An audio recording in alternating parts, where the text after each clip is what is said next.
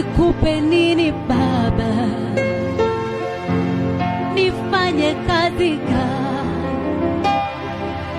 Ala, nitende jambo gani ili nipate kibali mbele zako? Unitaje kati ya wale watu watatu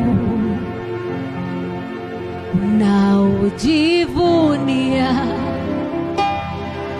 shikao bendera yako ili wakuheshimi.